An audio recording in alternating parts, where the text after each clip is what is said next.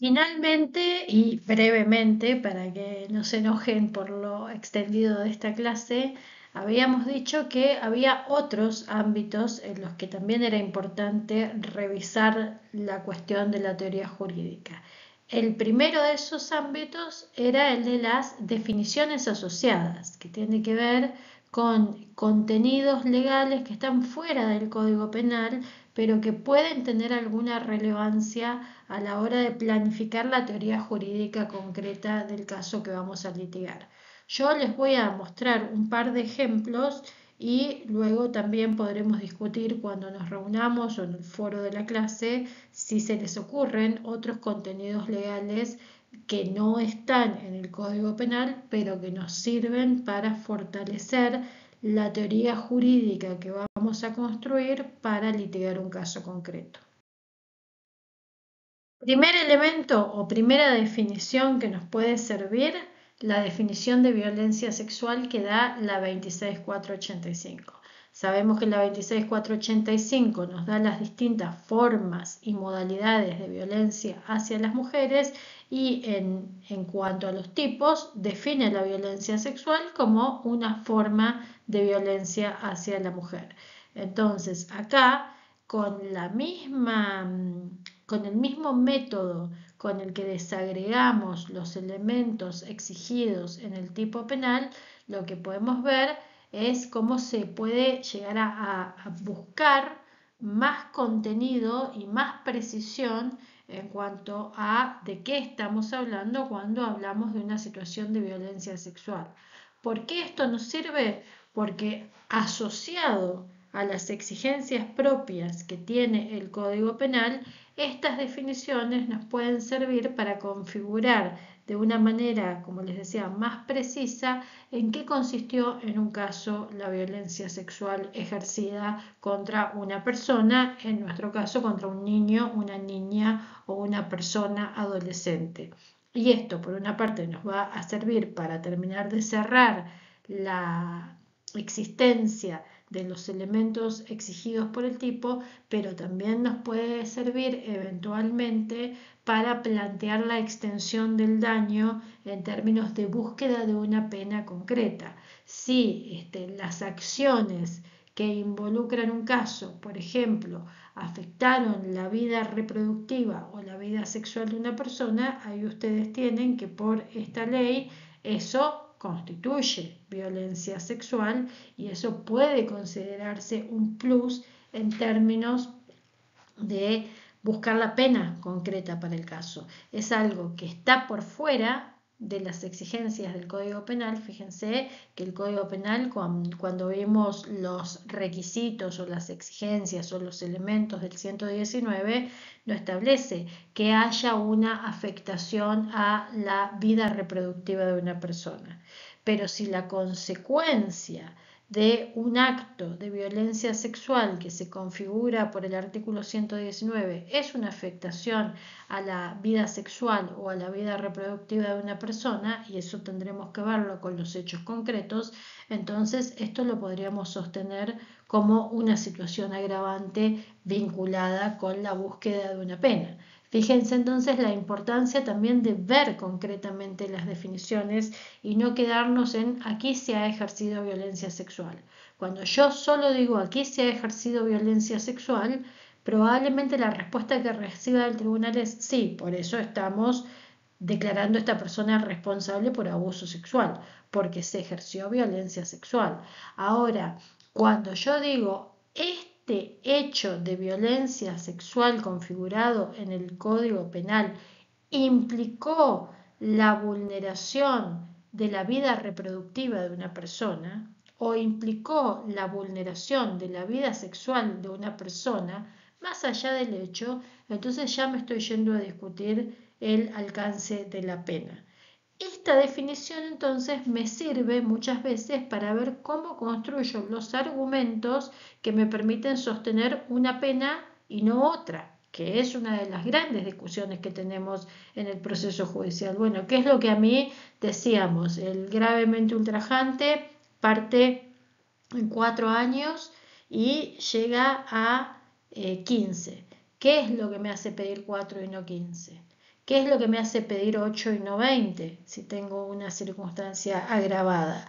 Para ir avanzando en la escala penal tengo que tener elementos y esta definición me puede dar elementos. Luego fíjense cómo en la segunda parte aparece nuevamente la cuestión del consentimiento. La cuestión del consentimiento está también definida en la 26485 y la veíamos definida en el Código Penal. Pero ¿para qué me sirven estas definiciones asociadas? Para ver cómo yo, desde la propia normativa, aun cuando sea normativa extrapenal, puedo hacer un anclaje jurídico en por qué estoy pidiendo una determinada cosa. Entonces, cuando yo le digo a un tribunal que hay una afectación a la vida sexual de la persona victimizada que estoy representando, porque esta persona está con serios problemas para tener pareja, porque no ha podido configurar una vida afectiva en términos sexuales como se esperaría de una persona de su edad, o porque está recibiendo algún tipo de apoyo en función a eso, estoy diciéndole esto merece incrementar la pena porque está dentro de una definición legal de violencia sexual, pero está más allá de las definiciones propias de la exigencia del tipo penal. Entonces, tener en cuenta estas definiciones en otras leyes nos da ese anclaje para construir la argumentación desde lo jurídico.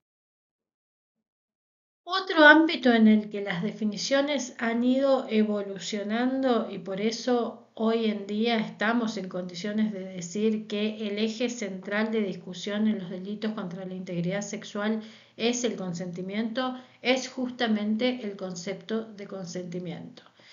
Venimos de una tradición en materia penal donde esta exigencia que se hacía de resistencias activas, de evidencias físicas, de daños violentos, eran como requisitos sine qua non, requisitos sin los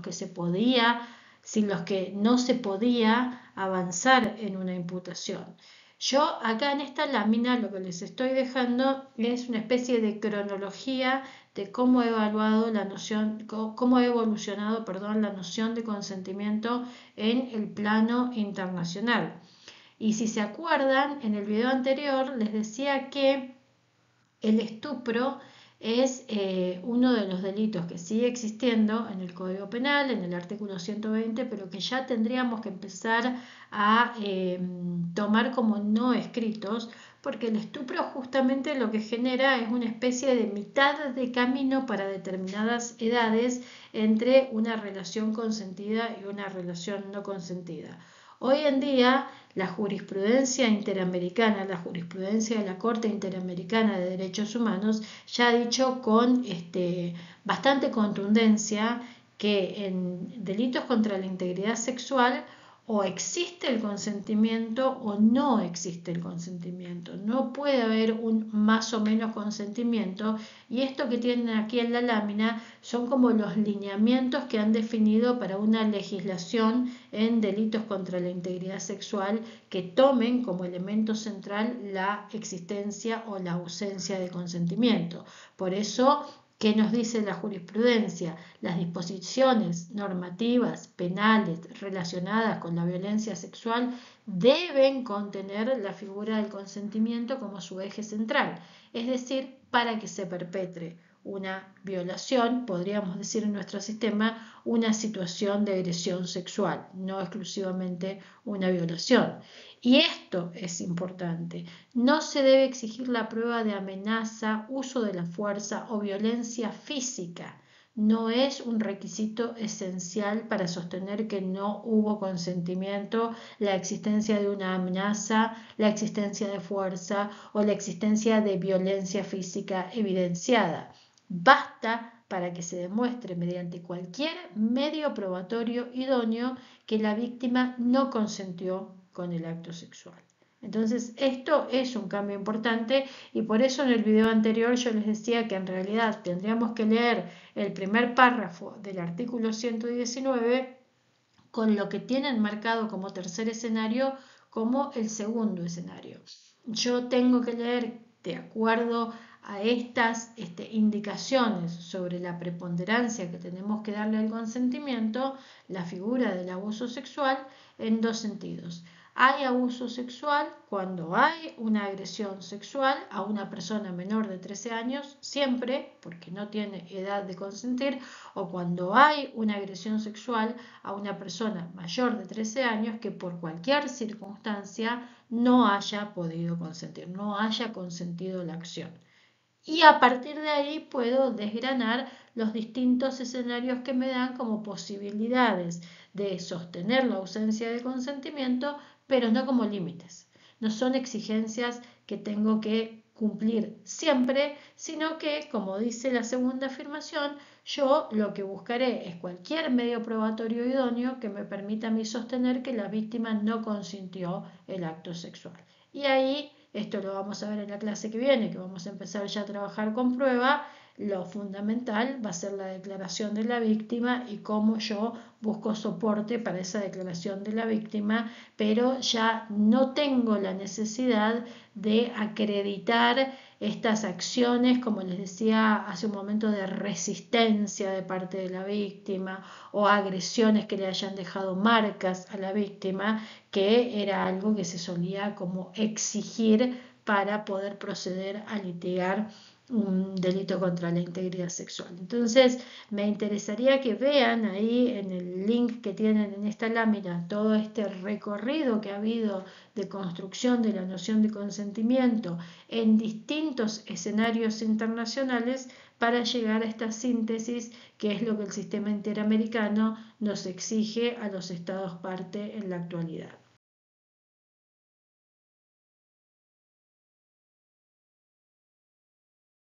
Otras definiciones que tienen anclajes normativos en tratados internacionales, en opiniones consultivas, en documentos puntuales de áreas especializadas y que pueden servir para construir una teoría jurídica que nos permita buscar hechos relevantes para el caso en los temas que estamos viendo, se me ocurre a mí y la propuesta es que otras nociones jurídicas se les ocurren a ustedes que pueden tener relevancia, son estas que tienen ahí en la lámina. El interés superior del niño, niña o adolescente y cómo impacta ese interés superior en la construcción de una teoría jurídica adecuada a un caso concreto, la noción de autonomía progresiva y cómo esa noción impacta en la posibilidad de sostener la existencia o la ausencia de consentimiento. Hemos dicho que las personas menores de 13 años no tienen edad de consentir de acuerdo a la legislación argentina. Pero ¿qué pasa con las personas que están entre 13 y 18 años? ¿Cómo valoramos la existencia o la ausencia de consentimiento en esas personas? Ahí la noción de autonomía progresiva entiendo que es una noción que nos puede ayudar a situar a los tribunales en términos de qué es lo que tienen que observar y también nos puede ayudar a describir fácticamente por qué sostenemos que bajo determinadas circunstancias una persona, aún siendo mayor de 13 años, que es la edad que no permite el consentimiento, no estuvo en posibilidad de consentir. Entonces también la invitación es a buscar otras definiciones que podemos encontrar en el plano de lo legal que nos permitan construir mejor estas argumentaciones vinculadas entre los hechos y el derecho.